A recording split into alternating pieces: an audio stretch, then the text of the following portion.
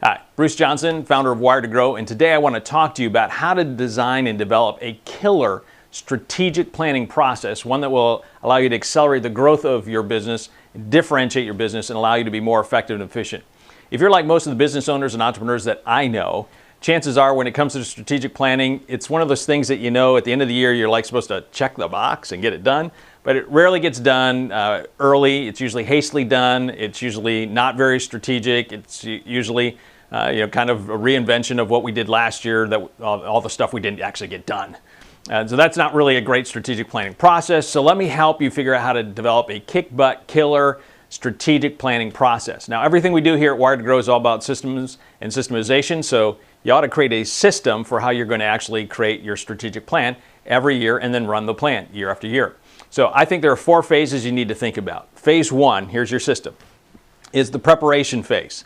Now, this is the phase that the vast majority of business owners and entrepreneurs that I know almost always miss, right? But it's critical because how you prepare determines how you're going to play, right? So if you don't get the preparation done right, then you're probably not going to come up with a really great strategic plan. So the preparation phase, you should be talking to customers. You should be talking to and studying competitors.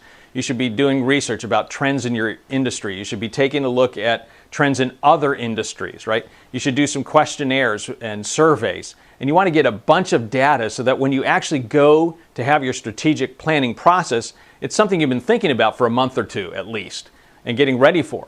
So phase 1 is the preparation phase. Most people don't do well at this, so they just pick a date and they show up on the date hoping that they can come up with some great ideas. Stop hoping you can come up with some great ideas. Start thinking about it for a month or two ahead of time. Now, of course, we are talking in October when I'm recording this, so at that point, you might be thinking your preparation phase might be at 2 weeks, but even if you took 2 weeks, you'd be way ahead of most people who just show up, okay? So take some time, do the prep phase. Phase 2 then is the formulation phase. Now, the formulation phase, when you're actually creating your strategic plan, at least the first draft of it, that phase usually happens in a 1 or 2 day offsite. You have to determine what works based on your company, but you want to usually get offsite because onsite you get distracted, right? So offsite, you start working on your plan. 2 parts. First is the assessment part. Now, I hate SWOT because strengths and weaknesses immediately gets you focused in on you and what you currently do and who you currently are as a company. That's a bad idea because strategy isn't about who you've been. Strategy is about who you want to be. So if you start out by getting anchored in who you are, that's a bad place to start. So forget SWOT, get rid of it. Instead, you want to assess your customers. You want to assess markets. You want to look for open space. You want to assess your competitors and what they're doing and what trends you see in your industry and trends around. You want to assess what the government's doing, by the way, what they're doing with regulation, what interest rates might be having, what fiscal policy might be doing. You want to assess any opportunities that you potentially see in your market. You want to assess any threats. So you're really doing this to get a bunch of ideas. So you take the research in the preparation phase, you dump everybody's ideas together, and so between this preparation phase and the assessment phase, you actually have a pool of ideas and data from which you can then draw from. Then you actually move into the typical formulation part of the process on your strategic plan. And you're going to usually start with your mission, your core strategy statements, your mission statement, vision statement, core values. Mission statement is about what you do. Vision statement is about who you see yourself becoming. By the way, it's meant to be internal, not external, so who cares out there what it is? It's meant to motivate your people. And then your core values are going to be what are the values that you think your employees need to have in order to make sure that they're going to fulfill the mission and vision. I've done a lot of strategy consults, and I would say that 90+% of the time we actually have to make significant changes to mission, vision, and values because either they were written a long time ago or they're really poorly written and they're not really operative. So you usually have to make some changes there. Then you're going to move on to your target markets, your driving force. You need to evaluate, do we have the right target markets? Is there some open space? Do we need to niche down? Do we need to niche up? Then you're going to look at your competitive advantages. Do you have the right competitive advantages? Do you need to make some changes in that? Again, a strategy question might be that you have a competitive advantage, but no one else has this other one, and so you might add a capability strategically that will allow you to position yourself to be different than your competitors. That's why it's a strategy question. You're going to need to look at what your growth goal for the year is. Now, in my coaching clubs, we always set a minimum of 25% is your growth goal because if you grow by 25% over the course of 3 years, effectively you double. So I always like to say that's kind of the bottom, the floor level that you're going to start at. But whatever the number is, you got to have that to be able to figure out what opportunities we're going to seize.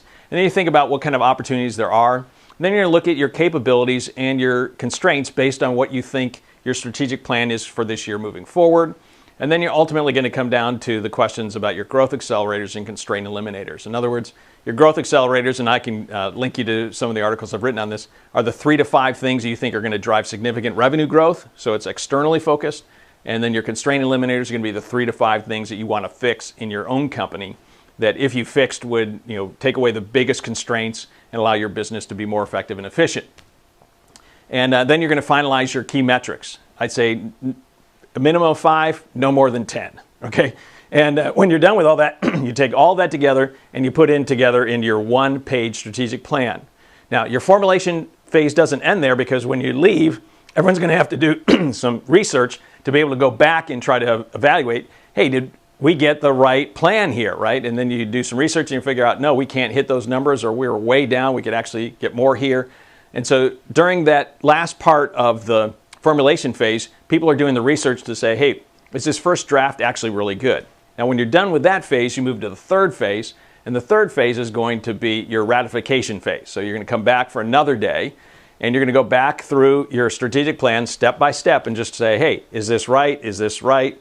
And you're probably going to make some changes. I've never gone through this process where people didn't make changes on the ratification day. Because once you have 30 days, usually, and if you're running late, maybe 2 weeks, to think about it, evaluate it, get some more data, things are going to change. And you go back through all those pieces, then you're going to say, hey, here's the plan we're going to run with. This is the ratification part.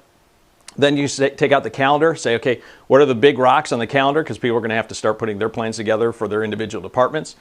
And then you're going to say, okay, here's what I want you to do. I want you to leave here and I want everyone to make a commitment. You give them a page of their accountabilities. What are the 3 to 5 projects that they're going to do each quarter to make sure that these growth accelerators and constraint eliminators actually happen and you hit your metrics. And so everyone's going to go away for those 2 to 4 weeks, whatever that time frame is.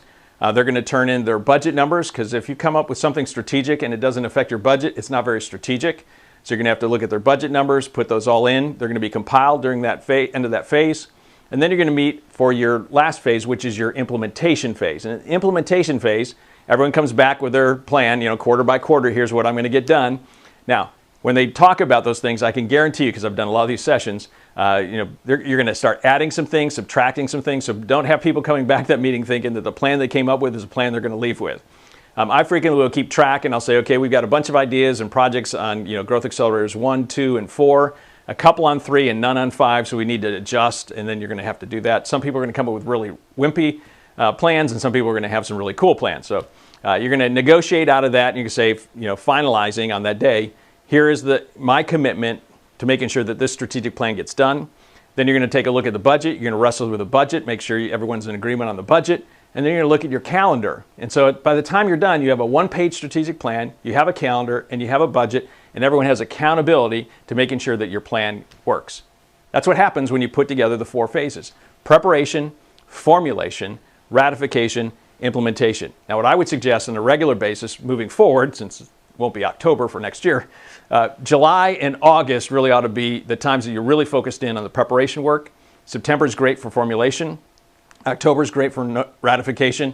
November is great for your implementation. That way, before the holidays hit, you got your plan in place, you're ready to rock and roll for the coming year. So there you go, an entire process that actually works, that can produce a significant killer strategic plan if you keep asking the right questions, and then you can have a plan that not only grows you rapidly, will differentiate you, and will create a more effective and efficient business that can actually scale. It's all doable. Now, hopefully this was helpful for you. If it was, make sure that you pass it on to some other people like it. If you haven't subscribed to our new YouTube channel, make sure you do that by clicking on the button right next to the video.